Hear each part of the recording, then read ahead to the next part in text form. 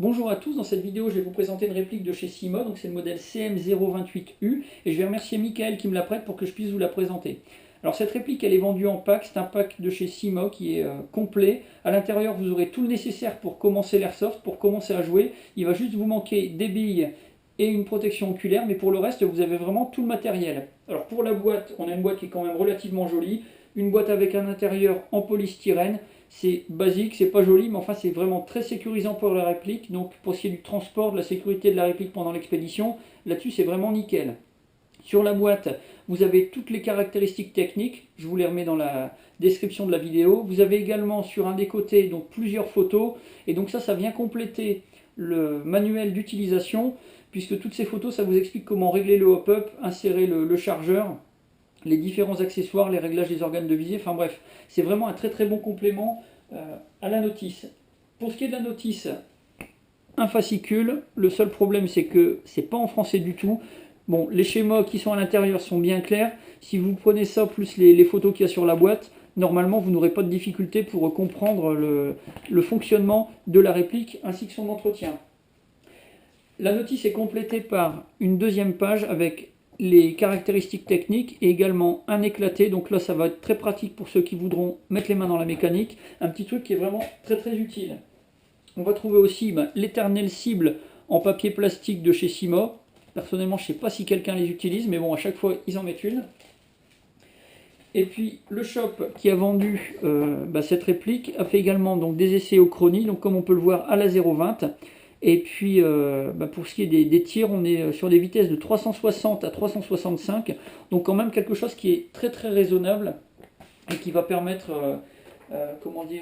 l'utilisation de cette réplique dans la majorité des associations ou des équipes en France. Donc là-dessus vraiment pas de souci particulier. Le pack, pour le compléter, on a une sangle. Alors c'est une sangle super basique, hein, des petites attaches en métal. J'y accrocherai même pas mes clés, donc pour ce qui est d'une réplique, autant dire que vaut mieux oublier. On a aussi une tige de nettoyage des bourrages. Donc là, mauvais point pour Syma. Ça a été mal rangé dans le carton, ce qui fait que ça s'est tordu. Alors c'est quelque chose qu'on peut rectifier soi-même, mais enfin c'est un peu dommage en ouvrant la boîte d'avoir une surprise aussi désagréable que celle-ci. Sinon, on va avoir un chargeur de batterie, donc c'est un chargeur basique, sans contrôle de charge, donc il faut vraiment bien surveiller les batteries pendant la charge, pas dépasser le temps, ça pourrait être quand même un petit peu ennuyeux et occasionner des dégradations sur la batterie, voire pire. La batterie, donc c'est une batterie bâton, quelque chose de tout à fait classique.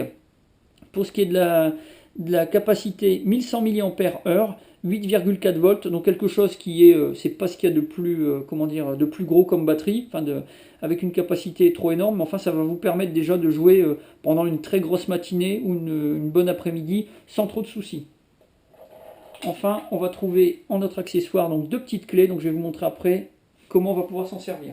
Alors la première impression quand on prend la réplique, elle est vraiment très bonne. Pour ce qui est du poids, on est à 3,1 kg, donc quelque chose qui est très réaliste. Les peintures sont très bien faites, pas de coulure, c'est vraiment très homogène. Pour ce qui est des parties plastiques, enfin ABS, il y a vraiment un très bon moulage. Les lignes de moulage sont vraiment invisibles. Les finitions sur le métal et les assemblages sont excellents, donc il n'y a pas de jeu, il n'y a pas de grincement, il n'y a rien qui bouge. Donc là on a vraiment quelque chose qui est extrêmement réaliste et qui est vraiment de très bonne qualité. Pour ce qui est de la réplique, elle est fournie avec un chargeur, donc c'est un chargeur de très haute capacité, 550 billes à l'intérieur, un chargeur en ABS, donc c'est un ABS qui est mat, avec un assemblage qui est de très bonne qualité. Pour le faire fonctionner, tout simple, hein, vous avez une trappe sur le dessus, une trappe assez large, donc pour le garnir ça va être impeccable. Vous avez sur le dessous une molette quasiment invisible, elle est dans une rainure, vous allez pouvoir la manipuler même avec des gants très facilement. Ici vous avez un trou, et donc en utilisant la clé noire, vous allez pouvoir le remonter également. Donc en fait ça vous évitera d'utiliser la molette. Donc vous avez deux systèmes pour mettre sous tension votre chargeur, la clé ou la molette, et ça c'est quand même quelque chose qui est pas mal. Donc la réplique, pour ce qui est de sa description, donc vous avez déjà une crosse qui est escamotable, que vous allez pouvoir rabattre sur le côté droit. Donc c'est vraiment extrêmement simple. Ici, vous avez des encoches, vous baissez de cette manière, vous faites basculer. Et donc, par un jeu de ressort qui se trouve dans la charnière, la crosse reste rabattue sur le côté de la réplique. Pour la remettre en place, tout simplement, on revient de cette manière. Et puis, c'est aussi simple que ça. De ce côté-là de la réplique, vous avez un attache-sangle mobile. Vous avez le second qui se trouve ici. Vous n'avez pas d'attache-sangle de l'autre côté. Donc ça, c'est quand même un petit peu dommage. Mais enfin bon, ça reste real style. Sur les AK-47, les attache-sangles sont du côté gauche de la réplique. Enfin, de l'arme plutôt.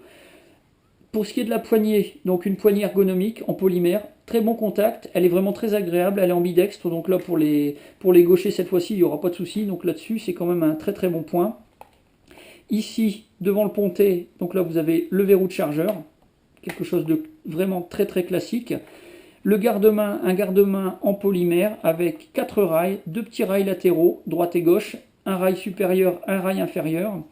Dans le pack, vous avez une poignée donc pliable. Vous la fixez sur le rail au moyen d'une vis, enfin vous la verrouillez sur le rail au moyen d'une vis. Vous retirez la vis, vous faites glisser la poignée, vous remettez la vis, vous la serrez, et là, la poignée est fixée. Quand vous voulez la déplier, tout simplement, vous avez un bouton, vous pressez, vous descendez la poignée, et elle est en place. Elle est vraiment super confortable du point de vue de l'ergonomie, ça apporte vraiment un réel plus, elle est vraiment très très bien.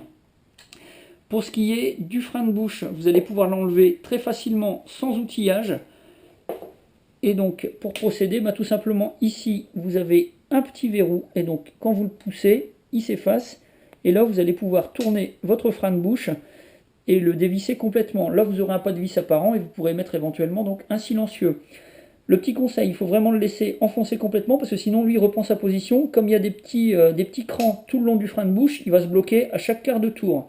De la même manière, quand vous aurez enlevé le frein de bouche complètement, faites attention parce que ce petit verrou, en fait, il est maintenu dans son logement par le frein de bouche. Donc si vous enlevez le frein de bouche et que vous laissez le verrou tout seul, il risque de tomber, vous risquez de le perdre, ainsi que le ressort. Donc c'est quelque chose qu'il faut prendre en compte.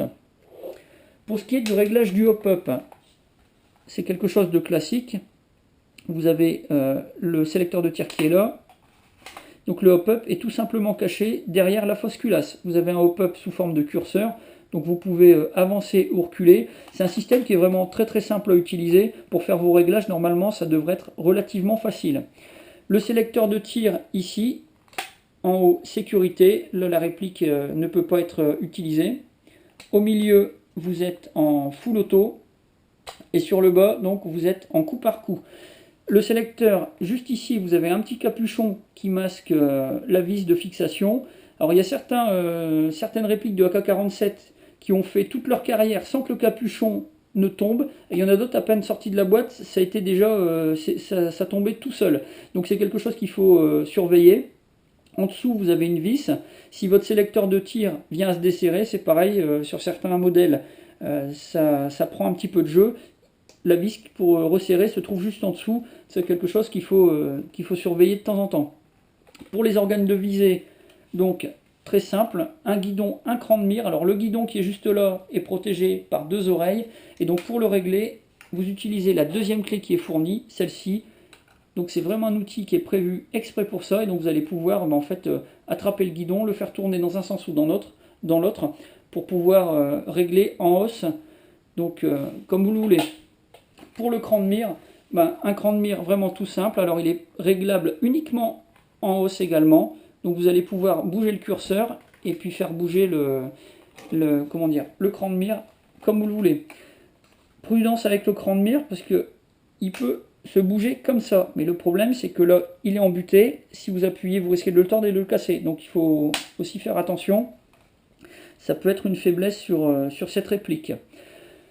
Pour ce qui est des finitions, là on a une finition mat. Il y a, sur la photo de la boîte, ça apparaissait un petit peu plus brillant. Moi je trouve que ça a quand même plus de cachet sur une finition mat comme ça. Donc après c'est une affaire de goût. Chacun trouvera, un peu plus de charme l'un ou l'autre. Pour ce qui est de l'installation de la batterie, alors là derrière la caméra ça va pas être évident, donc je vais juste vous montrer comment retirer le capot. Pour la remise en place c'est un petit peu plus délicat.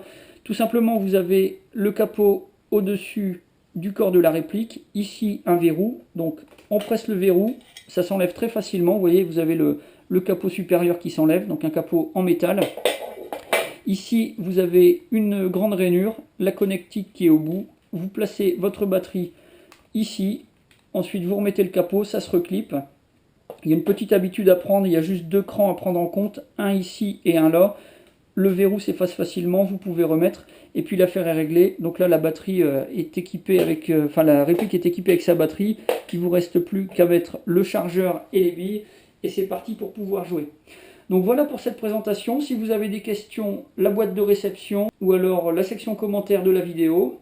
Et puis à bientôt pour une autre vidéo.